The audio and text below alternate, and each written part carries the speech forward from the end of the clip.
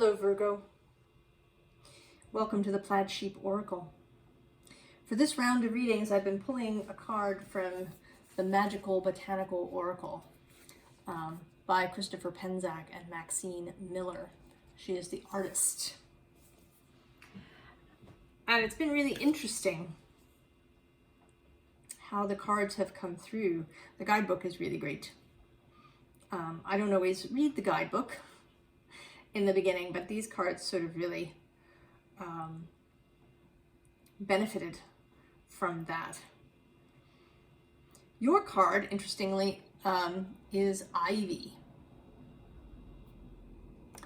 And Ivy is about reaching, right, while simultaneously staying grounded. Right, that's what Ivy does. Climbs up trees and walls and other structures, and is able to reach for new heights. But at the same time, it's always, it's always sort of gripping whatever it's attached to. So I think what you are being asked to do is to change what you're attaching yourself to.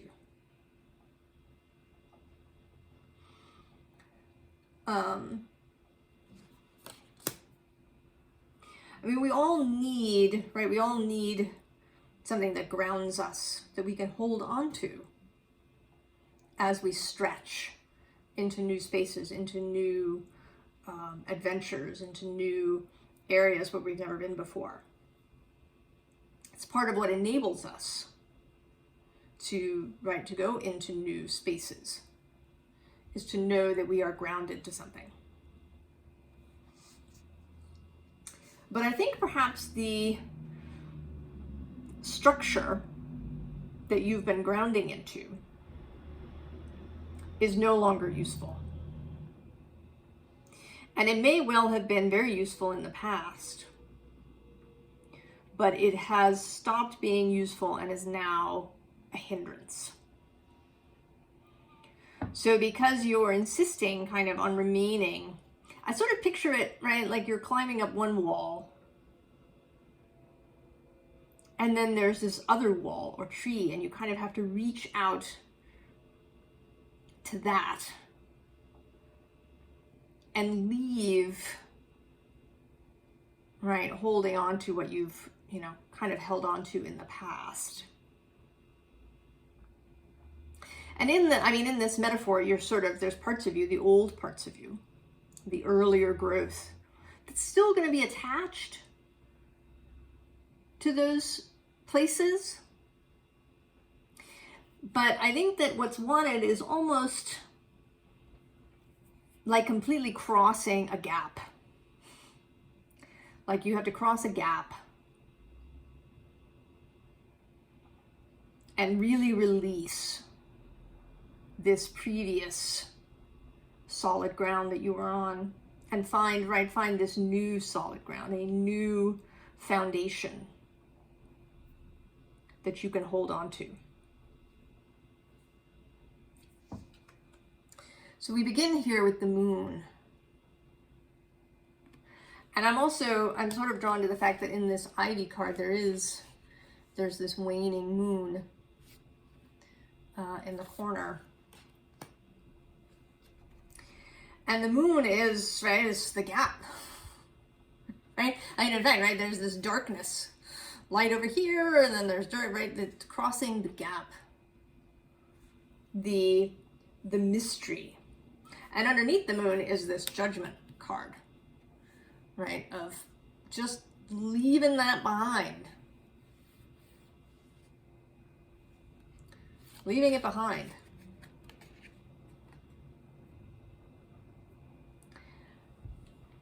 And I think that you're having trouble here in this Four of Cups.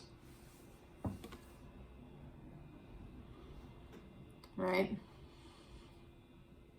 You're not really seeing this cup that's offered Or maybe you're ignoring it. I mean, maybe you actually know, right? It's kind of in your peripheral vision. You see that it's there, but you're ignoring it.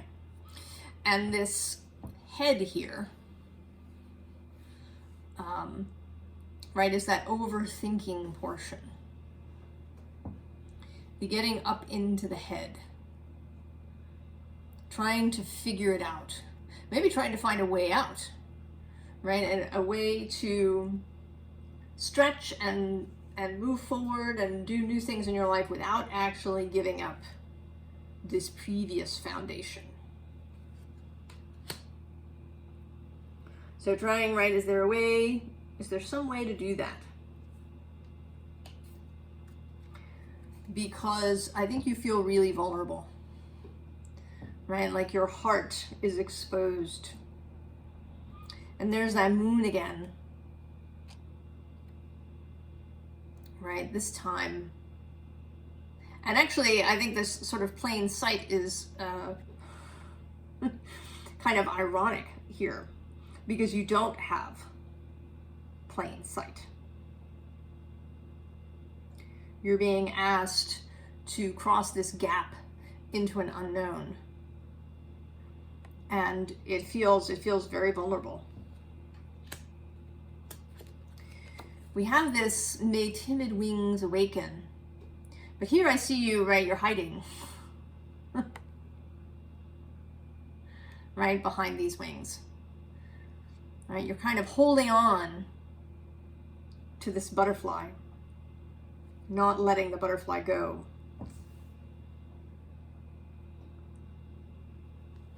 But on the other side of this gap, there's this Six of Cups, which is particularly today speaking of soul family connections, of really being able to tap into that and enjoy it. You know, because if you're still clinging to the other foundation, you may literally not be able to see, right, this other person that you could really enjoy yourself with. Right? I mean, they're having a good time together. They have secrets. They have their, you know, certain personal, private language in their game, and they get into all sorts of mischief together. Right? It's fun and magical. Right? There's all these sparkly stars. And, you know, this swan.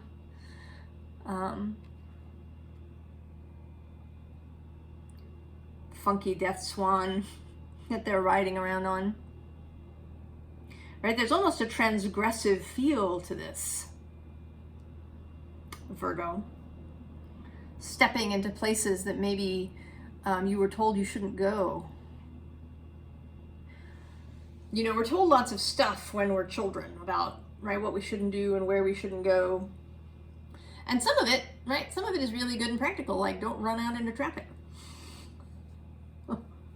But there are other parts that are not so helpful. Right? Don't go into spirit. Don't go into the pleasures of your own body. Don't go into the mystery. Don't examine your own subconscious and unconscious. Don't push the boundaries, right? The taboos of society.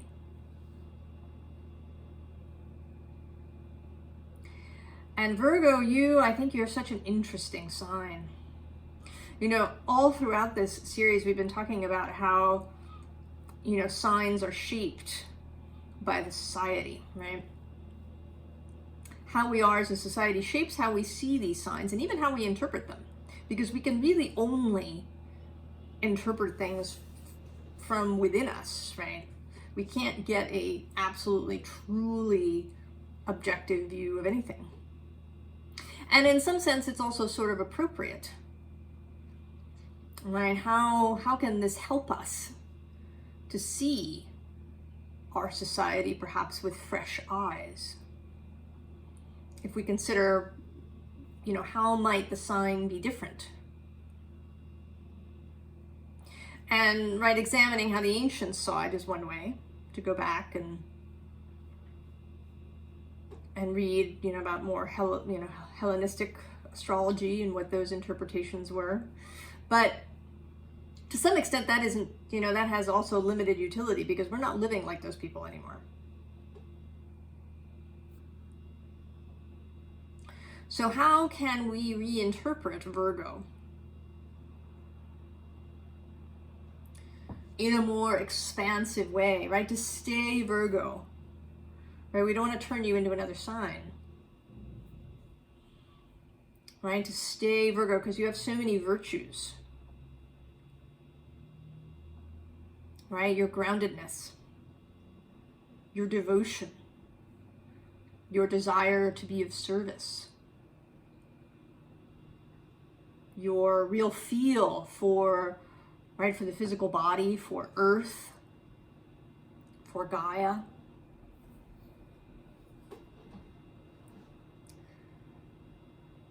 Your ability to really see things clearly, right? That Earth-Air combination that you have. Because Mercury is your dispositor, your ruler. It's kind of a sort of a bit like Libra being held by Venus.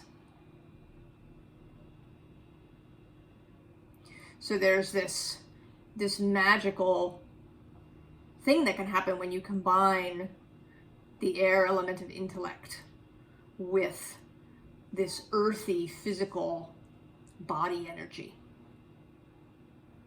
right? To really become embodied, to excel at, you know, seeing how your body holds memory and emotion.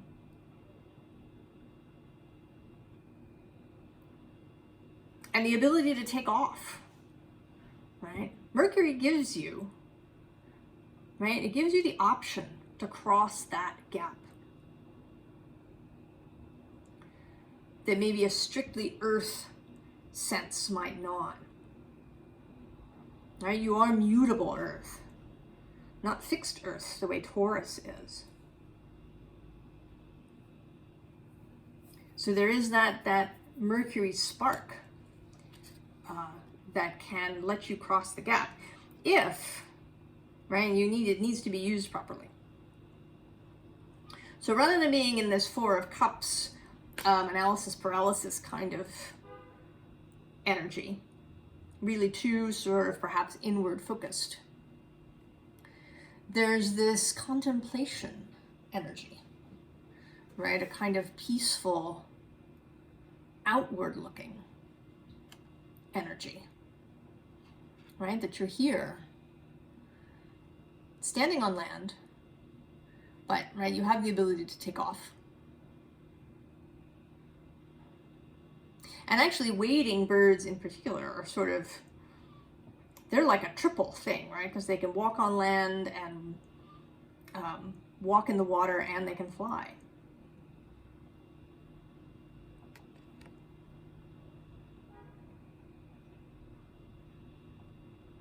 So this sort of great blue heron that's very peaceful, able to see and contemplate their situation,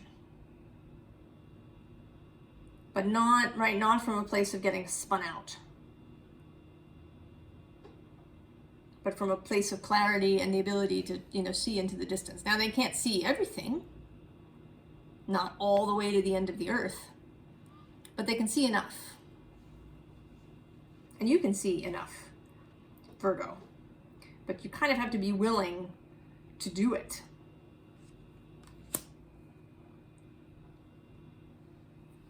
So we come here again to maybe some of the energy that you're stuck in, which is the King. Standing in here a bit, right, for Hierophant energy perhaps, or, you know, just sort of generally the establishment. And we learn, right, we learn all about following the rules. And it can be really useful. it's certainly useful to know what the rules are. Because then you can break them knowingly.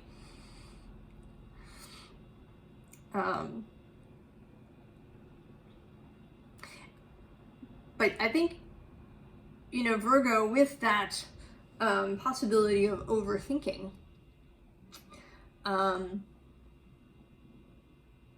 is also kind of a perhaps getting too caught up in rules, in what you're supposed to do, because that can be a pitfall for Virgo, right? You do want to be of service. You do want to do the right thing, right? You want to see yourself as being in integrity. And the easiest way to do that, in some ways, is to follow the rules.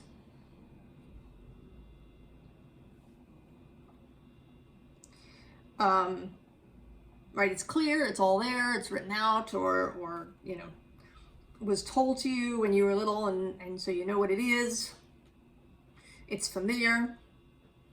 It's the solid ground that you stand on, kind of every day. But it's also safe, right? Because, right, there's somebody kind of behind you in a way, right? If you're following the rules, you can always say, you know, well, this is the rules, this is what society says. It's a kind of abdicating of responsibility. And believe me when I tell you, I get it. I do. Right? It's good to feel that, right? That authority behind you. But it also hems you in. And that's really the issue. You know, I'm not even going to talk about right or wrong here. I think that's irrelevant. Right? This is about freedom. About being able to cross the gap.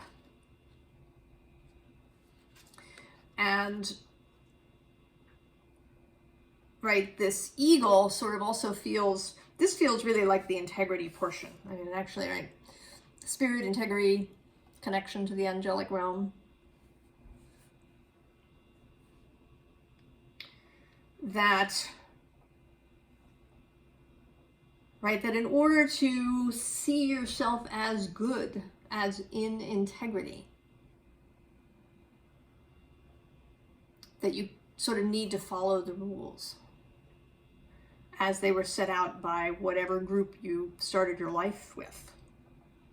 Or maybe it's not even that group. Maybe it's the group that you're in now. Because some of us move away from what we had as children. In fact, we, you know, do the diametric opposite. And we end up in a new group, right, that has its own authority that we can have standing behind us. And we do want to feel, right, like we're doing the right thing, like we're a good person.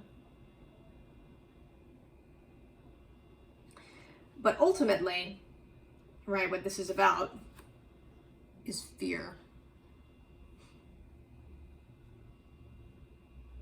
Right? It's fear of loss, fear of being left out.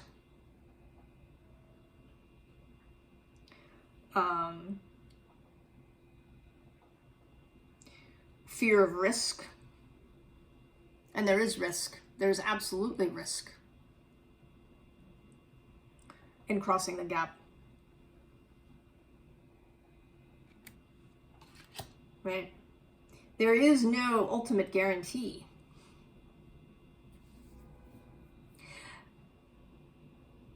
The best guarantee that you have for safety is your personal alignment with your heart and your soul.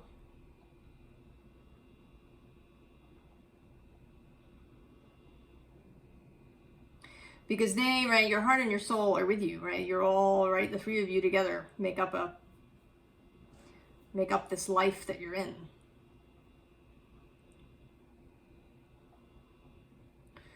But neither of them is necessarily interested in safety. In the ultimate sense, there may be failure up ahead, right? You try something new and you fall on your face and you have to try it again.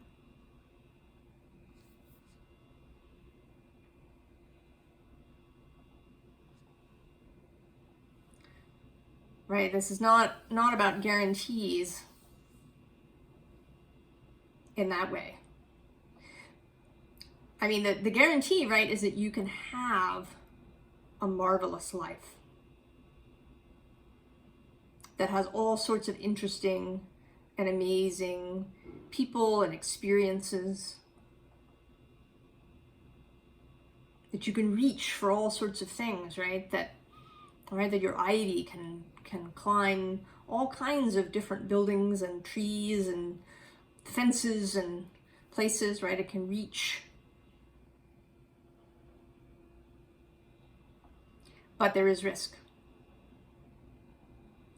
And there's probably going to be some pain.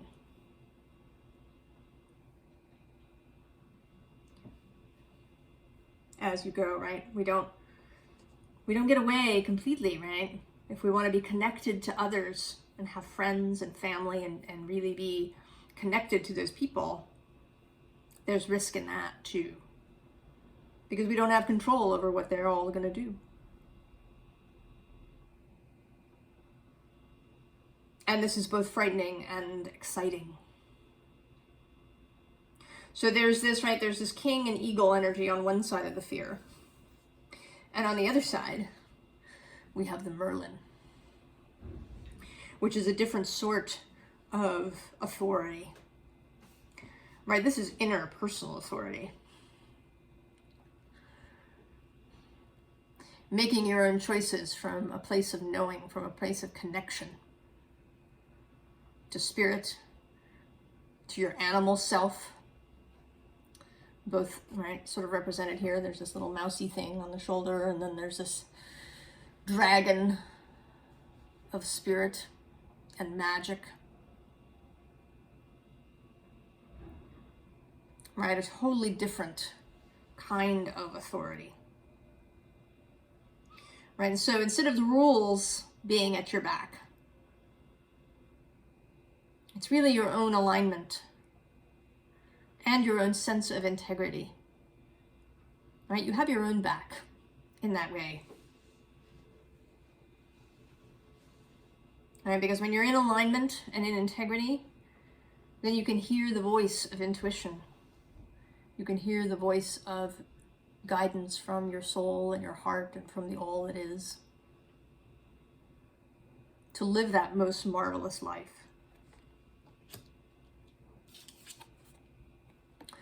And then there's the hawk, right, who sees things. There's the ability to see the larger picture, to see from a height and from all different perspectives. So all of this, right, is this ripening, maturing process that's happening, that I think we're all going through. I think that, I don't remember who said that, that, as a society, we're sort of a teenage society, that we have an adolescent society. But I think that in every generation, there are those who are more mature. Right, who see things with wisdom, with clarity, with compassion, and who stand right in their own integrity. That is the foundation that they climb on. Right? So this is this cosmic surge. The surge across the gap. This wheel is a bit like the Wheel of Fortune too. Right? You can't see all ends, right? The door is open and you're out.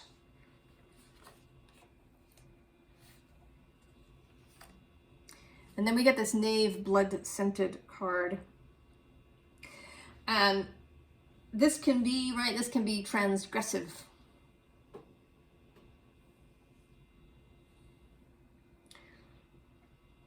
Right, there are many things in our society that, right, that are taboo and transgressive, and blood is one of those things.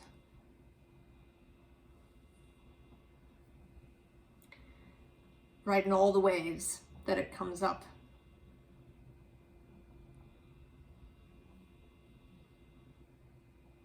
So being willing to transgress.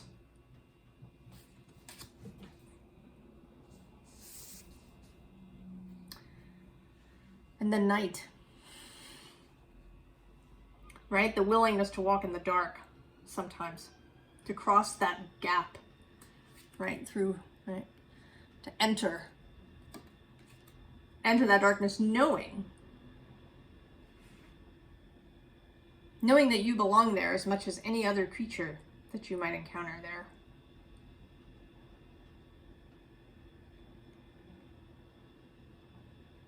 That the dark is not alien.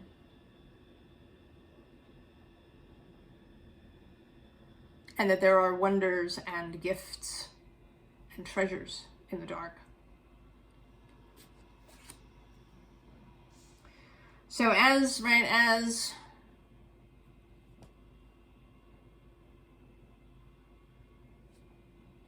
we have the willingness to transgress,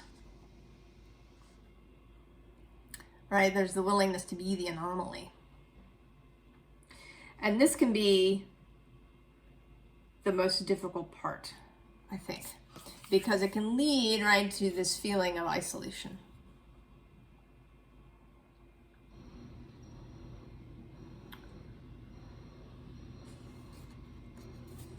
Right, to be the anomaly, to be different, to break the routine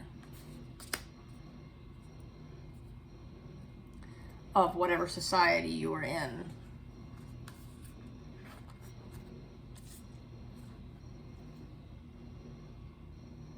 And that, right, that's probably, right, that's the biggest risk we think like we have to take. And it is true that if you really want to belong, right, to have a real true sense of belonging, you may have to risk isolation, at least in some periods of your life, right? You have to be okay with being alone, at least for a while.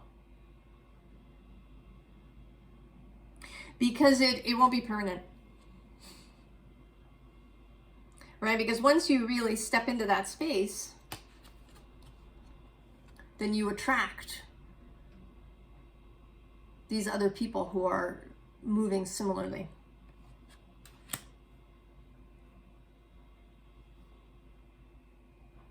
But there may be time, right, in the gap, as you cross the gap, that you do have to be willing to be alone. Maybe not literally, but in, in terms of, who you share with, who you're intimate with, who you confide in, who you trust, who you spend a lot of time with.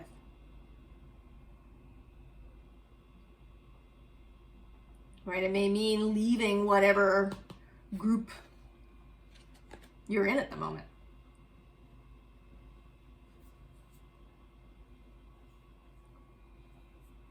Because you're unwilling, right, to adhere to all the rules. So, advice.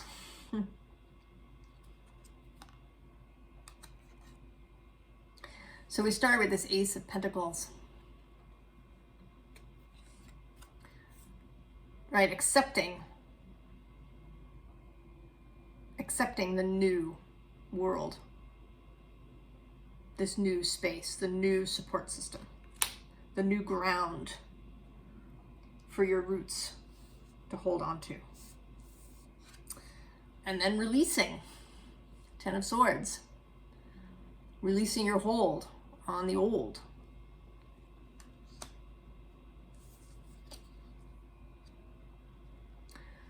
Three of Cups, unified will, getting your emotional self into balance and into harmony. And also, you know, there may be people around you already who would totally be ready to transgress with you, get into all kinds of mischief with you. Right, and when you run into them, right, stick to them. Be willing to be seen by them. And then this dancing Six of Cups.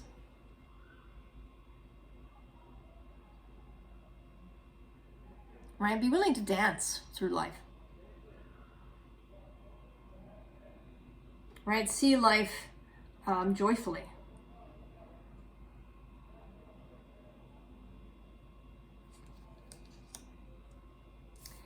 And then the Lovers, right? Heart-based choices.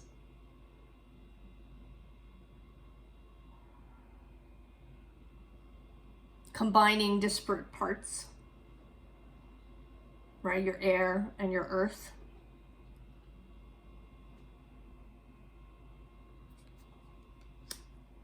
And that message kind of repeats here with this Two of Pentacles.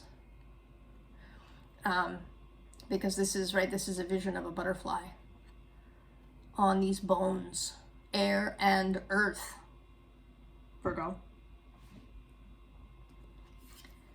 Timid wings awaken.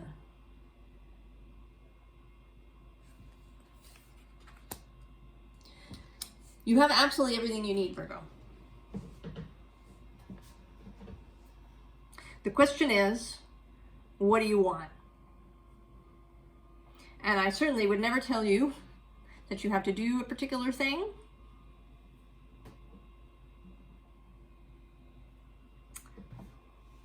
But if what you want, right, is this more marvelous life, then you gotta cross the gap. And I know, you know, a card that popped out actually before the Ivy came up. And I wasn't sure if I should take it. So I put it back and it ended up on the bottom of the deck. And that is the Bleeding Hearts card. So I think that really, I think your real fear here, Virgo, is that if you go in this direction, that you're going to end up alone. It may be that you really, that you actually are very clear about that. Possibly, you could be right. That if you really decide to start breaking the rules, whatever rules they are, that you're going to lose people. The people in your life won't understand. It is possible. Right? You may be right about that. But it's only going to be temporary, right? Because when you really step into this new space, you're going to meet up with new people. This aloneness, this isolation will not last. As long as you really, you know, give yourself to this journey properly, fully. But again, you don't have to. And maybe you don't have to right now. I don't know, I feel a real, right, I really feel your sense, this kind of hollowness in the chest.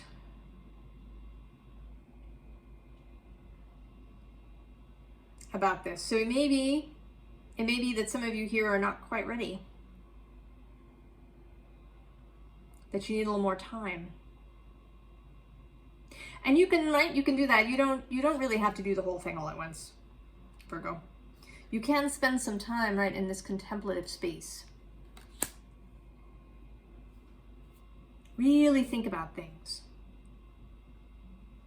Allow yourself to imagine what this other way of life might be like.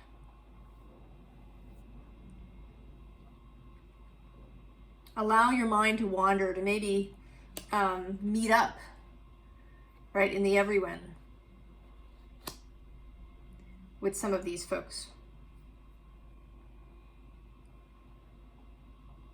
Take it slow if you do need to, Virgo.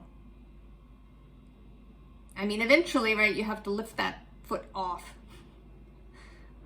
and be standing fully on the other side of the gap.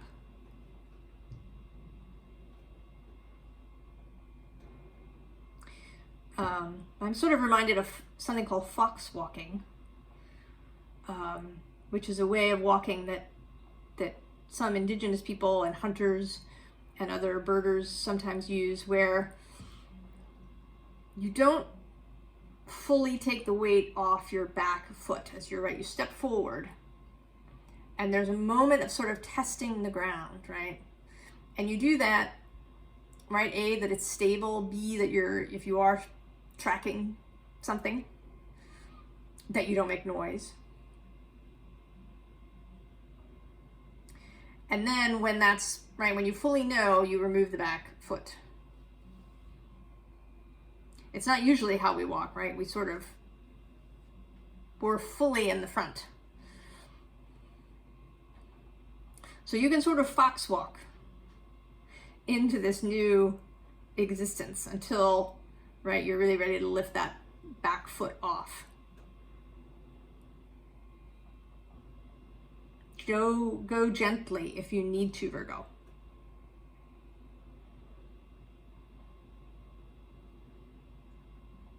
But if you don't, if you're ready to just leap the gap, then you go.